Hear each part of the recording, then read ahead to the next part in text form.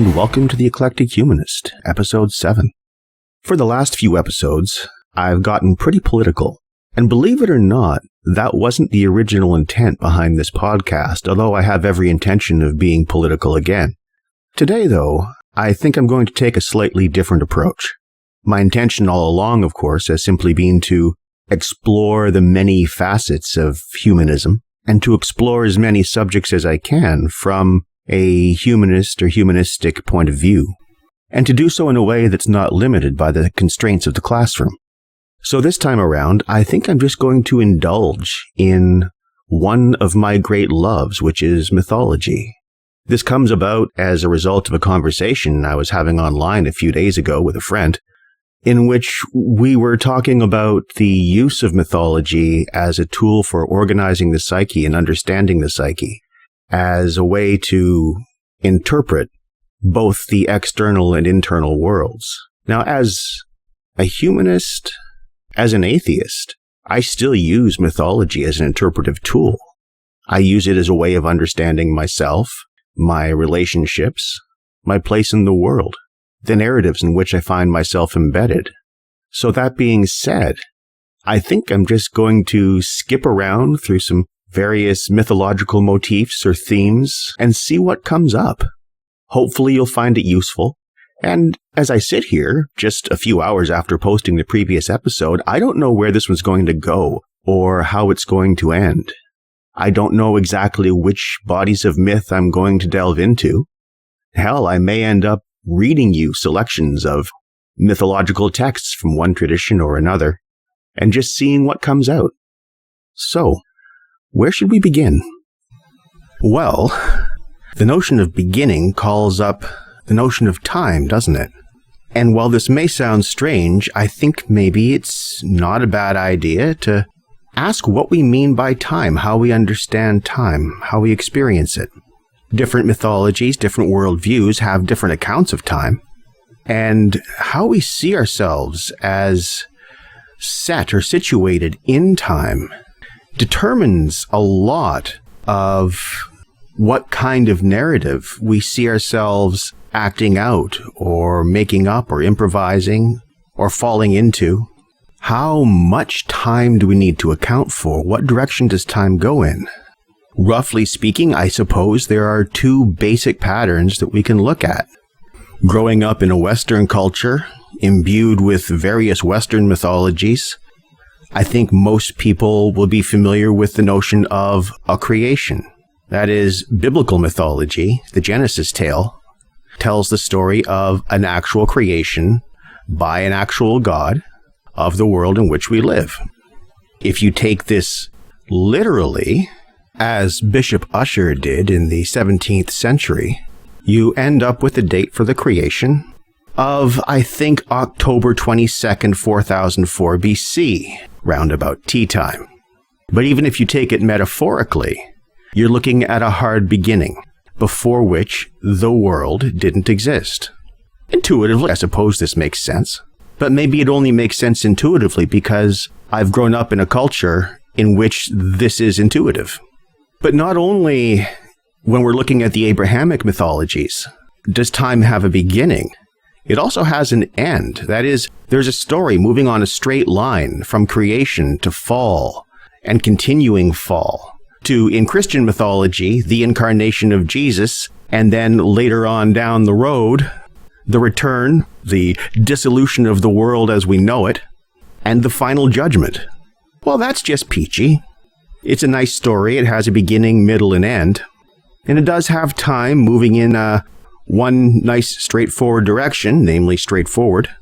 But this isn't the only way of looking at time. Other mythologies, other whole cultures view time quite differently, and some of these differences are also worth considering. In Hindu mythology, for example, the whole universe as we know it has existed for one day of Brahma, which is 4.32 billion years. And the days and nights of Brahma alternate regularly, each being 4.32 billion years, in cycles of existence and non-existence, more or less. Or we can also say in cycles of activity and inactivity. In either case, what we're looking at here is not a linear but a cyclic view of time. This is reflected in the Hindu and the Buddhist and the Jain view of life as a series of reincarnations, whereas in the Abrahamic mythologies you have one birth, one life, one death, and the world has one creation, one duration, and one ending. These are very different teleologies. In Abrahamic mythology, you have one chance to get it right, and the consequences are absolute. In Hindu mythology, you have a virtually unlimited number of do-overs, and your reincarnations are determined by your karma, the consequences of your actions, or by the wisdom you've acquired over the course of your life. And the objective is simply to get off that particular ride, to get out of the cycle, which can be read in the context of an individual life as a snuffing out of ego consciousness, something that I'll be talking about in future episodes. Now, this notion of reincarnation is not unique to the Indian subcontinent. I think it actually is an Indo-European motif, a common Indo-European motif. It comes up also in Greek with the notion of metempsychosis, which is just another word for reincarnation. And there are hints of it in Celtic and I believe in Germanic mythologies as well. So where you fit in time, how you fit in time, how much time you have matters a great deal, doesn't it? Something else that matters just as much and maybe more is, of course, how you relate to the gods or the god. We'll just say the divine to keep it general. And to be clear, I don't believe any divine things exist. But the metaphors are still useful. They say a lot about how we think. They give us a language in which we can address our own psyches and think about what passes in our own heads, but also what passes between us and the people around us and our societies and the world in which we live. What do we understand the divine to be? What does it symbolize? And here, I'm just going to be very honest and subjective. I find the metaphors of polytheism to be very useful. I find the metaphors of monotheism to be considerably less so. Somebody else might gravitate towards completely different metaphors, and that's fine. I'm not evaluating in any objective way. But maybe we should talk a bit about the gods. And as long as we're starting from the beginning, or as near to the beginning as we can get with written records, because of course written records only take up the last 2.5% of our species' existence, I'd like to take a look at the first in the oldest surviving cycle of religious hymns in the world. That is the cycle of hymns to the Sumerian goddess Inanna, who also is known as Ishtar and who later became Aphrodite. Here's the beginning of a short hymn called the Hulupu Tree. This one has a textual history going back to 2000 BC easily. In the first days, in the very first days, in the first nights, in the very first nights, in the first years, in the very first years, in the first days when everything needed was brought into being, in the first days when everything needed was properly nourished, when bread was baked in the shrines of the land, when bread was tasted in the homes of the land, when heaven had moved away from earth, and earth had separated from heaven, and the name of man was fixed, when the sky god An carried off the heavens, when the air god Enlil had carried off the earth, when the queen of the great below, Ereshkigal, was given the underworld in her domain, he set sail. The father set sail, Enki, the god of wisdom, set sail for the underworld. And well, isn't that lovely? Obviously, we're looking at a polytheistic mythology, but the creation story here is also the earliest surviving written creation story that we have, to the best of my knowledge. And it speaks of the earth and the heavens being separated, as if they're already there, but they need to be ordered. The one needs to be separated from the other. Keep that in mind. The gods here don't seem to be transcendent. They are part of the world. They're working on the world, but they're in many ways within the circles of the world, we might say. Hold on to that, because we're going to come back to a later version of this myth. Before we do, though, I'd like to move on to a description of the tree itself. As I said, this is called the Hulupu tree. At least I hope I said that. Well, I've said it now. But what happens is the goddess Inanna, who was for a long time the most popular goddess of the ancient Mesopotamian world, and she maintained a popular following for a couple of millennia until her cult was virtually extinguished, of course, by Christians, sometime between the 1st and 3rd century AD. That said, pockets of Inanna worship continued to exist right up into the 18th century, so she had a long run. Like Yahweh has a long time to go to catch up to her. Her particular departments or associations are love, sex, fertility, war, and often justice. So she's also associated not just with Aphrodite in Greek mythology, but also with quite possibly Athena. And that's really fun because, of course, in Homer, Athena and Aphrodite hate each other. They're on opposite sides of the Trojan War.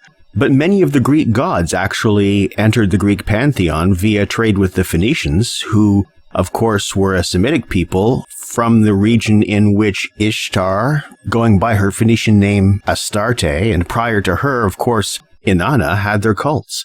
So there are lines of transmission here going to other mythologies that we are generally more familiar with in the West. It was the Phoenicians, of course, also who taught the Greeks how to write, and who settled the city that would become Carthage and took their gods there, which would have really interesting ramifications for Rome. But again, that's a story for another day. As I said, a fascinating goddess, but this is not just the earliest story we have of her, but it's a story of her youth. So we'll pick it up with the tree itself. At that time, a single tree, a hulupu tree, was planted by the banks of the Euphrates. The tree was nurtured by the waters of the Euphrates. The whirling south wind arose, pulling at its roots and ripping at its branches until the waters of the Euphrates carried it away.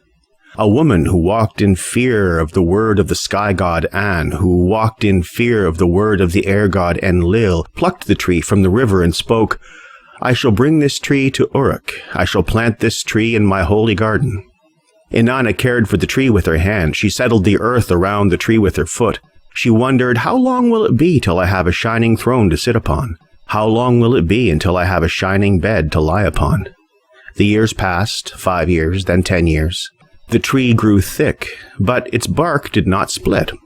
Then a serpent who could not be charmed made its nest in the roots of the hulupu tree. The anzu bird set its young in the branches of the tree, and the dark maid Lilith built her home in the trunk. The young woman who loved to laugh wept how Inanna wept, yet they would not leave her tree. Okay, I'm going to stop there and just see what we're looking at. Or rather, I'm going to bring in a couple of more myths and then throw them all together and see how they get along. The one I'm going to read you right now is a much, much later story than the one I just read you, than the hulupu tree. But there are some pretty clear connections between them. So, in the beginning, when God created the heavens and the earth was a formless void, and darkness covered the face of the deep, while the wind from God swept over the face of the waters. Then God said, "Let there be light," and there was light. And God saw that the light was good. And God separated the light from the darkness. God called the light day, and the darkness he called night. And there was evening, and there was morning, the first day.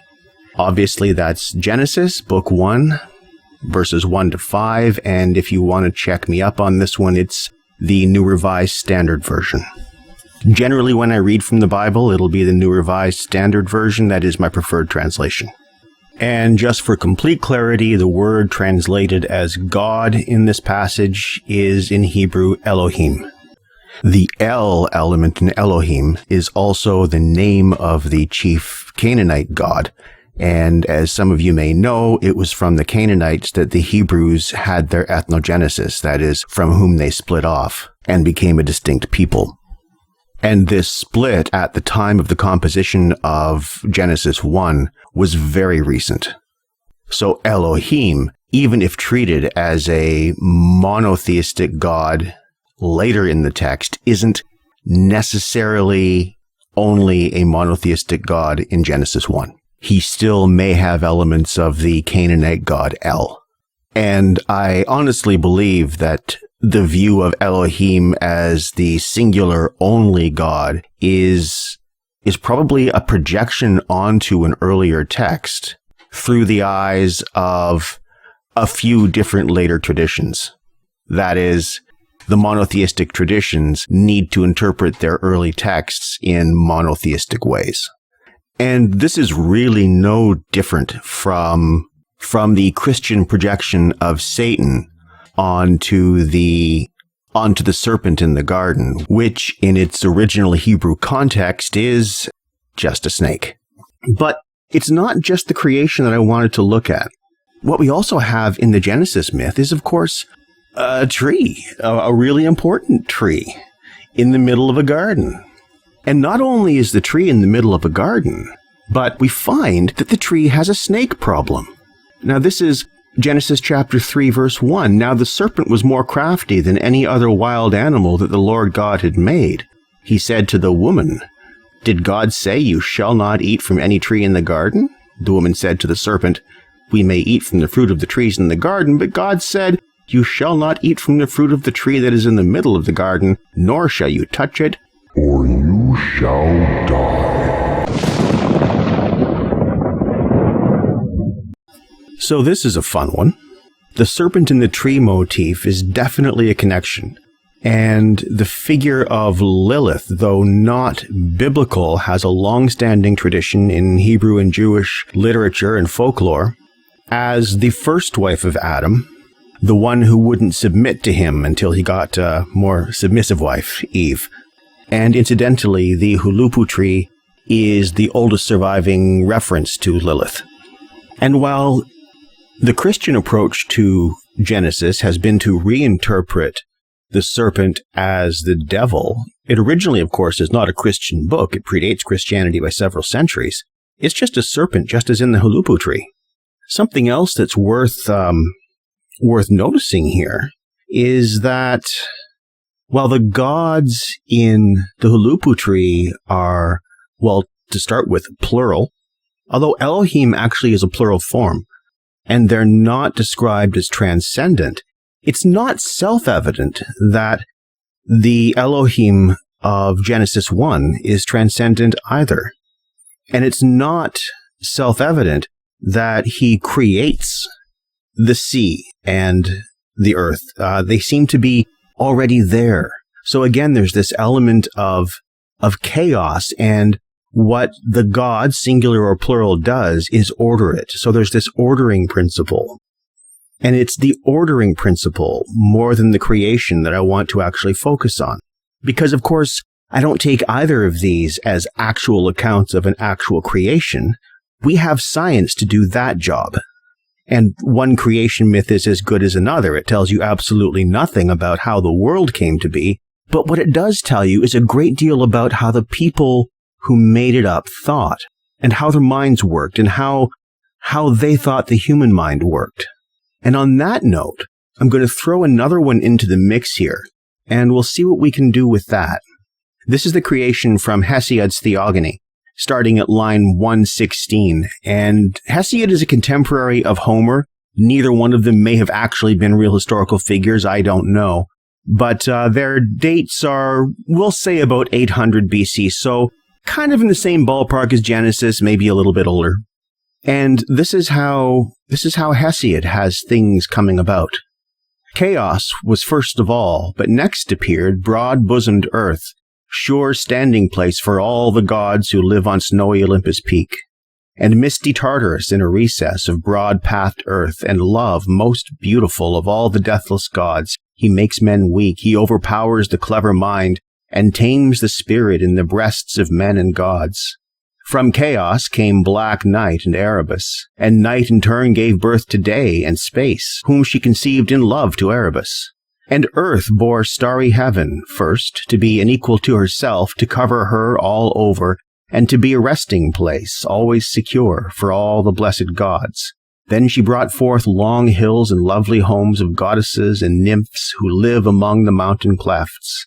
And then, without pleasant love, she bore the barren sea with its swollen waves, Pontus, and she lay with heaven and bore deep swirling Oceanus and Koios.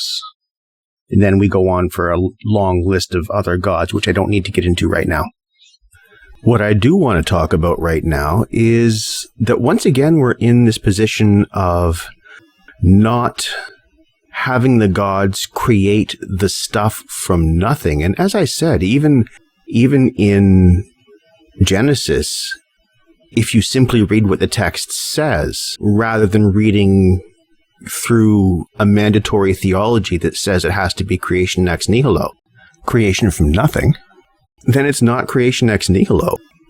The creative principle, the divine, is working on material that's already there in the narrative. And in Hesiod, the same thing is true. We begin not with nothing, but with chaos. And the first move is simply for Earth to form spontaneously. So there's this separation of solidity from this ambient chaos, which seems to have the potential for everything, but isn't organized. And this seems to be the common motif in all of the myths that we've looked at so far. That is, the stuff was already there. So what we're looking at is not the creation of the stuff, but to use terms that Pythagoras coined, we're looking at the emergence of cosmos from chaos, of order from disorder, of order and structure from potential. And yes, once in Hesiod Earth is formed, then, and Earth is Gaia, then there are gods that interact and further refine the process. But that initial spontaneous arising of Gaia from chaos is absolutely marvelous. And that emergence of order from disorder, it's not just order from disorder, I don't think, because as I said, when we read this as an account of the psyche, and I think it works much better as an account of the psyche than it does as an account of actually what's out there, because no ancient culture had the tools to even know what questions to ask about how things came to be the way they are. Those are new. But the processes here are largely processes of thought. It's an understanding of how the mind works. Now, to highlight that, I want to bring one more creation story into the mix, and then we're going to move on to a different theme, because I've got a few things I'd like to talk about, getting pretty excited about this, to tell you the truth. In the meantime, though, I want to move to a completely different part of the world. This next bit is actually my favorite ancient creation account, and this is Chapter 1 of the Chinese text, the Tao Te Ching, which dates to about the 4th century BC. It's one of the two most important classical texts in Taoism. The translation I'm using is David Hinton's. And here's how it goes. A way called way isn't the perennial way. A name that names isn't the perennial name. The named is the mother of the 10,000 things, but the unnamed is the origin of all heaven and earth. In perennial absence you see mystery, and in perennial presence you see appearance. Though the two are one and the same, once they arise they differ in name. One and the same, they are called dark enigma. Dark enigma, deep within dark enigma, gateway of all mystery. Isn't that lovely? But what the hell's it about? Well, way here, the word Hinton translates as way, is Tao, and it's one of the most important words in Chinese philosophy. It can mean road, way, method, path, track, and in Taoism, it's simply, again, way, the way by which things are. It has that metaphysical sense. But what we see here is, again, an arising of difference. And what the text says quite clearly is whatever you can hang a name on isn't the way itself. So we're looking, as we are, I think, with Hesiod, and as I would argue we are with Genesis, and as I'm pretty sure we are with the Hulupu tree, we're looking at the emergence of consciousness, the breaking, the separating of the world of thought and the world of perception into categories. Because the mind needs categories. So we're not making the world. We're making the mental mechanisms through which we can actually perceive the world in a way that we can understand it. But in doing so, we're no longer seeing the world, we're seeing our categories. Thus, the way that can be named is not the actual way. And there's this element of the arising of consciousness, which is, I'm not going to say uniquely human faculty, because I'm pretty sure it's not, but it is distinctly human. It's something that we categorize ourselves as having. And this to me is far more interesting than reading these tales as actual creation stories. They're about us. They're about how our mind works. They're about how we see. And looked at that way, they give us tools to look into ourselves and to look into other people and to recognize our own limitations, the limitations of our reasoning capacities, the limitations of our perceptions, but also the flexibility that we have to make new categories and thus give rise to new perceptions. And that is, I'm going to suggest, about 90% of what creativity actually is. And now, well, where do we go next? We've said a little bit about creation, a little bit about time.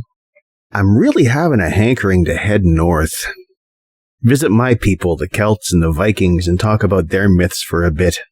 But before I do, it would be rude not to at least stop in briefly in Rome. And there's a guy I want to introduce you to. Dude's name is Lucretius, and he is a very old friend. He will be the subject of probably multiple episodes in the future, because in his book, in his poem, I think are most of the seeds of modernity. And the reason I'm stopping by there today is that I've proposed a completely metaphorical reading of mythological texts, and I don't want to come across as if I'm being anachronistic, because of course this is a very modern proposition. But Lucretius, in De Rerum Natura, on the nature of things, suggests exactly that kind of reading. So why don't we take a look about what he has to say about the gods?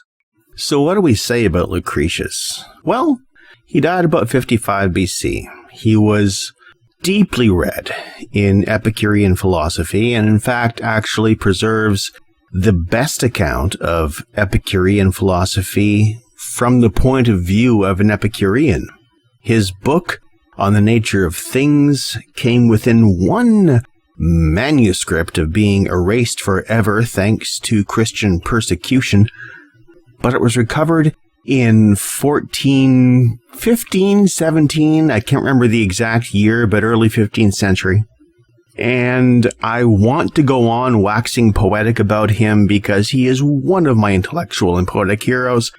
I'll save that for another episode.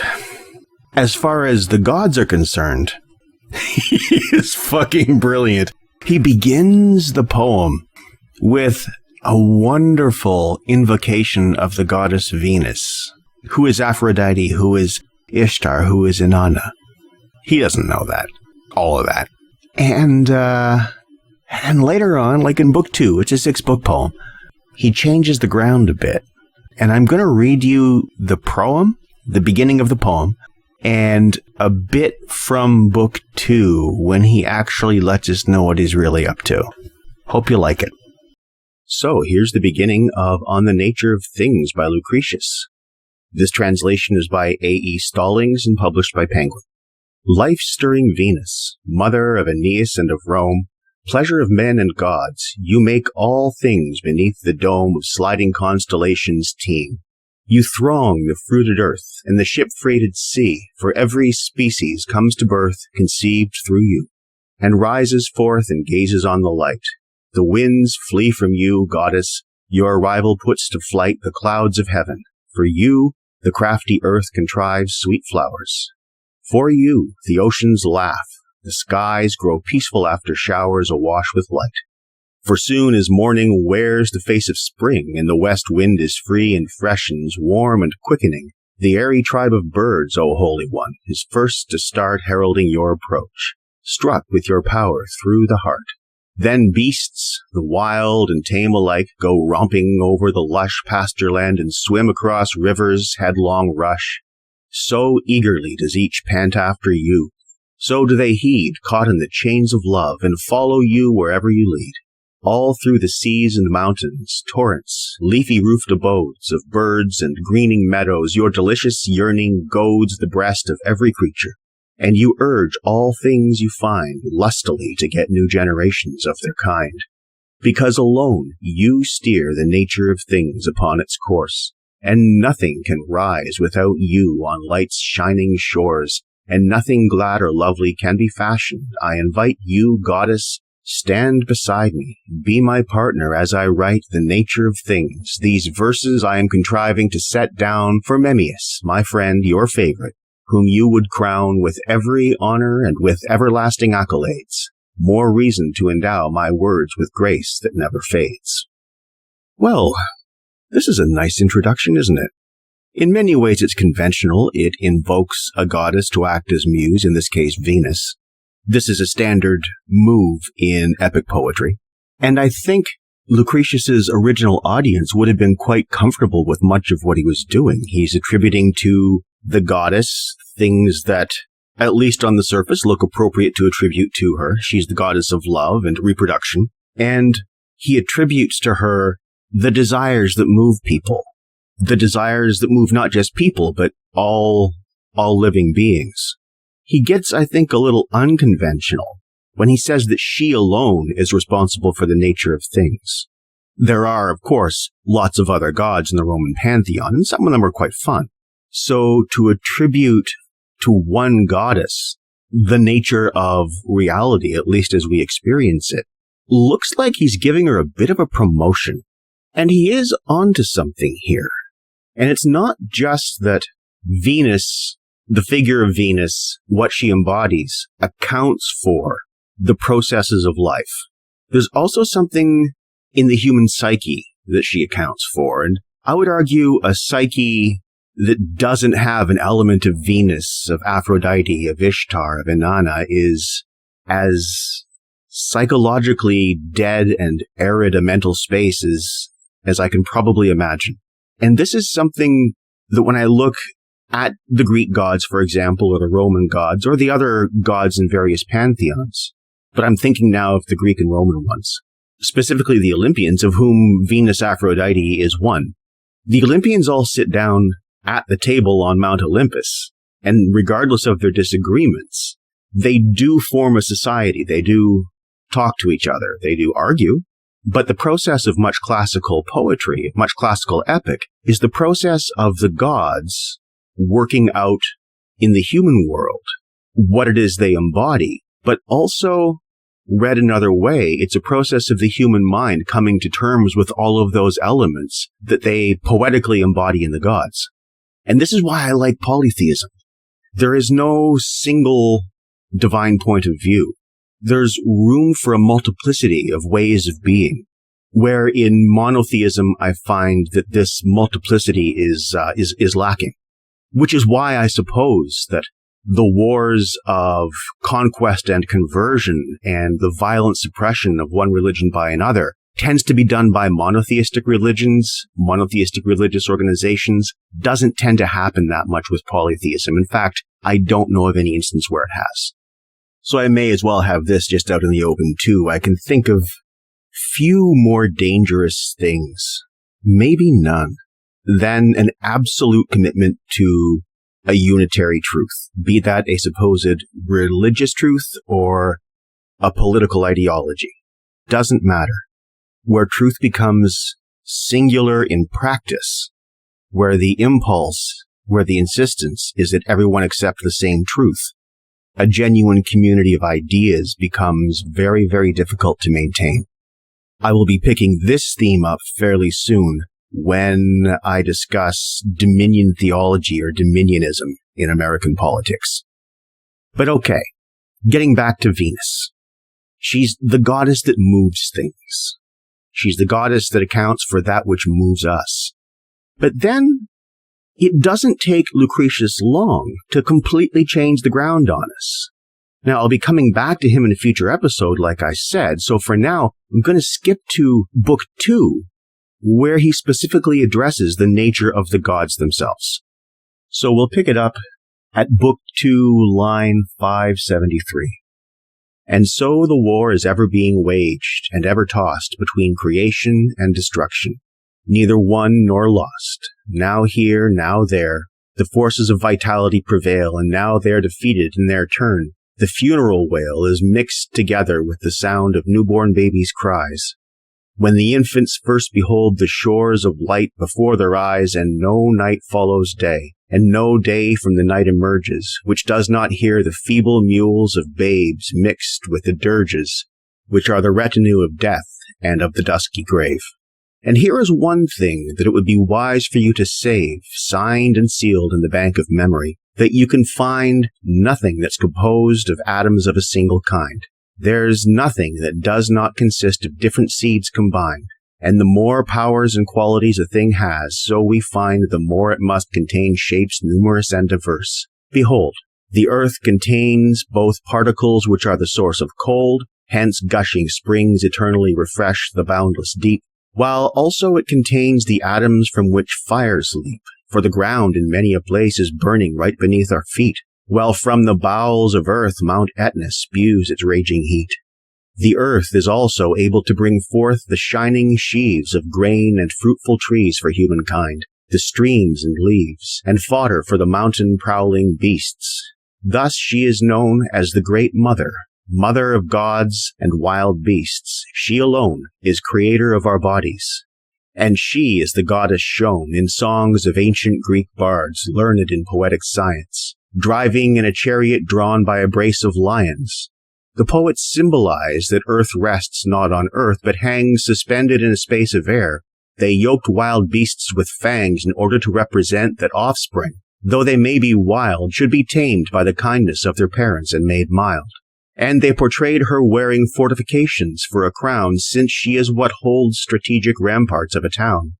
These are the Holy Mother's attributes, and thus portrayed the world over, her effigy is carried in parade with awesome pomp.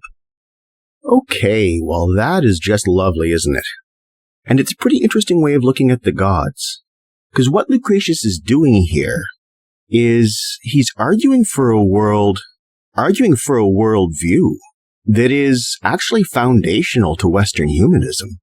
A cosmos that's entirely naturalistic, whose component parts are just atoms and void, matter and space, with no interference from any divine beings whatsoever. So he recognizes that the gods are poetic representations of the physical forces that move the universe, or the physical elements that move the world.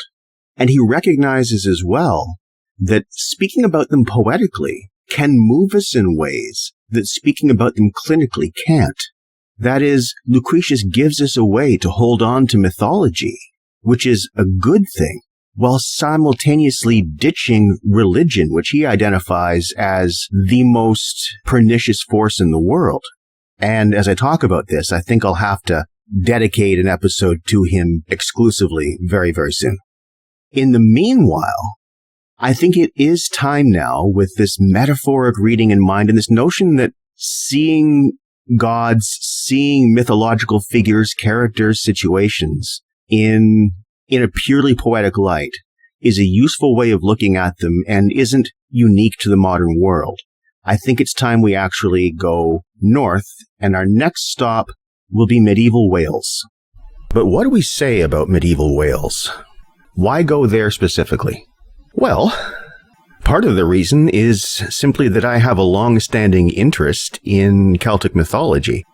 There are some wonderful stories from that part of the world, and many of them preserve mythological motifs and characters and settings from the thought world that existed before the conversion. Now, unfortunately, and this is also the case with Germanic mythology, none of it was written down.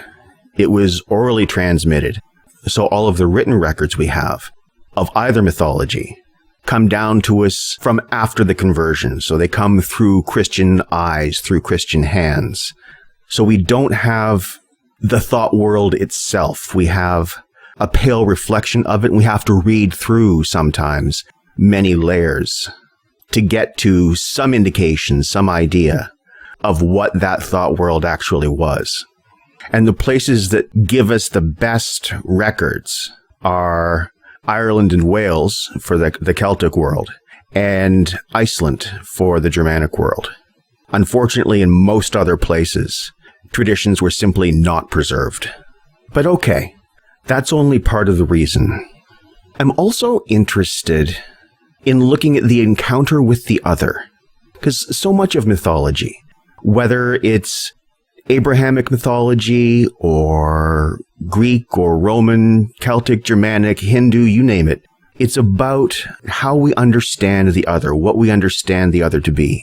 And the way a mythology constructs the relationship with the other has a definite impact on the way people think and the way people behave.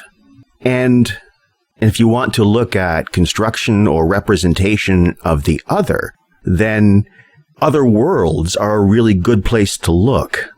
This is one of the reasons why I've chosen the particular passage from the particular text that I'll be reading to you in a minute. It's from the Welsh Arthurian romance Peredur, preserved in a collection known as the Mabinogion.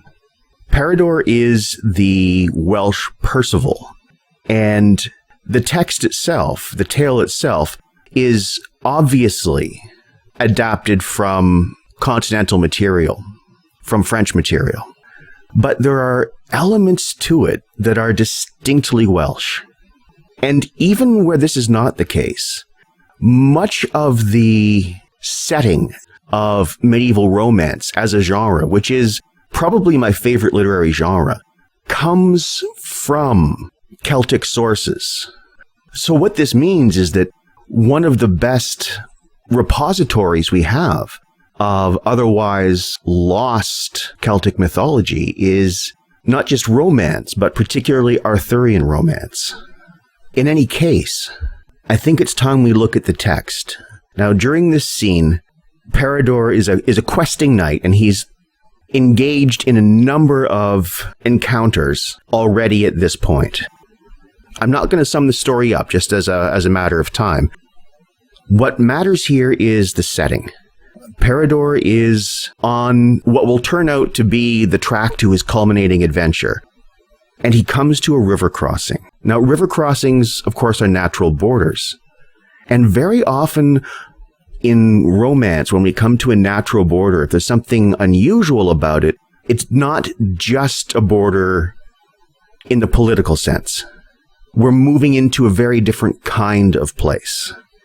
We may not be going to the other world literally, but very often the forest itself in these stories takes on otherworldly characteristics. If this happens, or when this happens, there's usually some narrative cue that lets the reader know that there's a shift taking place. This is what happens at this particular river. And the description is one of the best representations I've ever seen of the Celtic approach to the other world. Whereas in Christianity, for example, the other world can only be heaven, hell, or purgatory if you're Catholic. There are no other worlds. But in many pagan mythologies, there are multiple worlds, each with its own distinct characteristics. So as we're looking at this next passage, just pay attention to the details of how things are described and what type of relationship between this world and the other world is implied.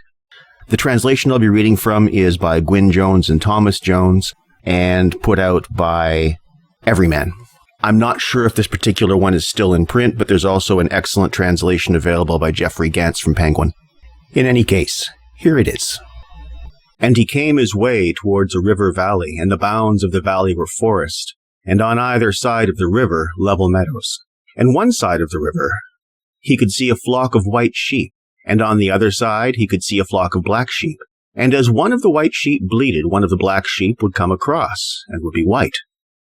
And as one of the black sheep bleated, one of the white sheep would come across, and would be black. And he could see a tall tree on the river bank, and the one half of it was burning from its roots to its tip, and the other half with green leaves on it.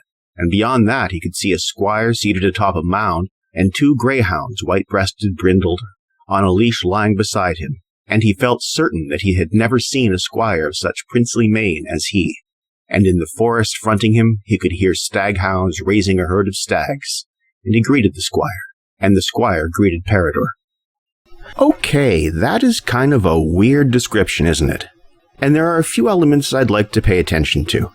The 2 obvious ones are the sheep and the tree.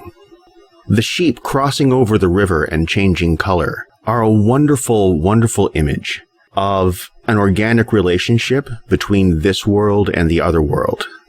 That is, the relationship is not antagonistic.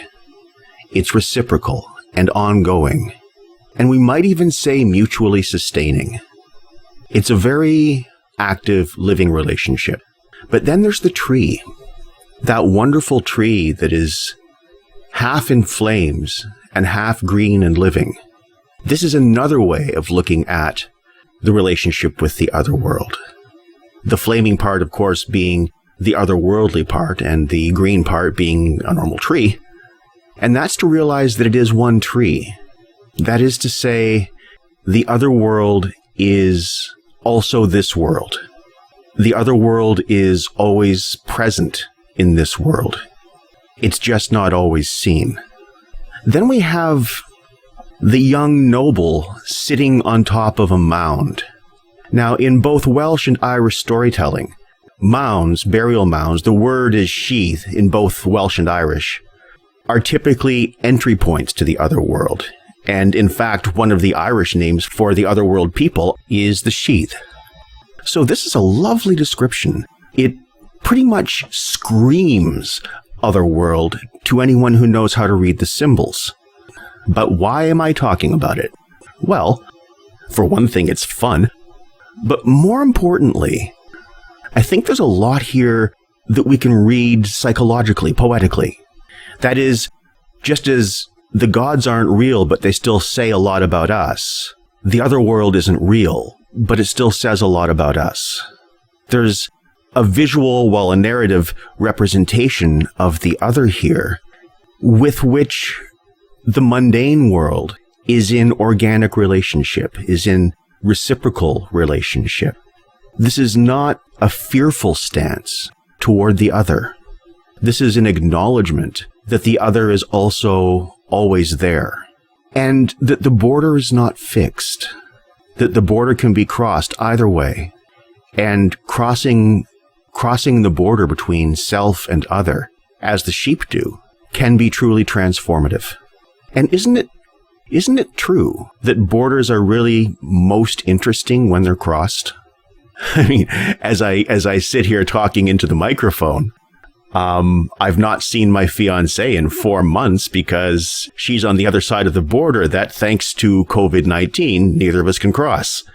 I like borders a whole lot better when they're open, because closed borders make our world smaller, don't they?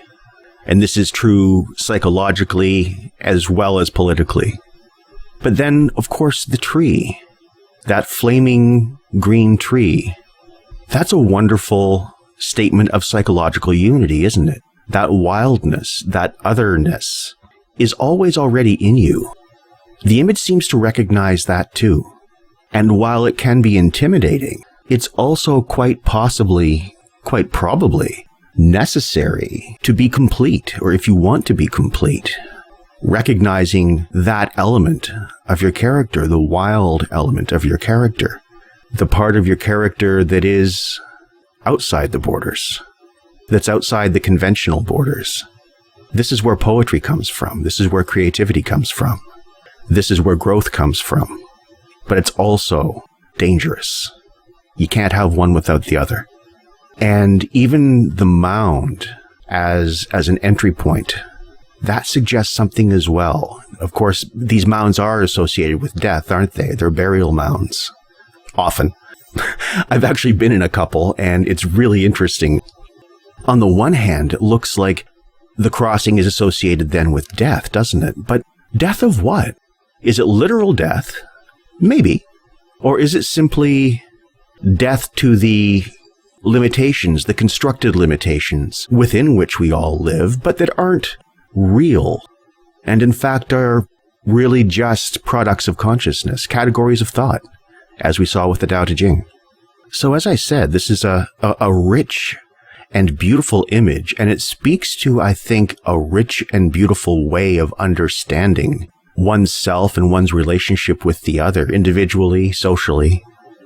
And on that note, I think I'm going to have to admit that I can't do everything I wanted to do in a single episode. So I'll be wrapping this up now and continuing next episode.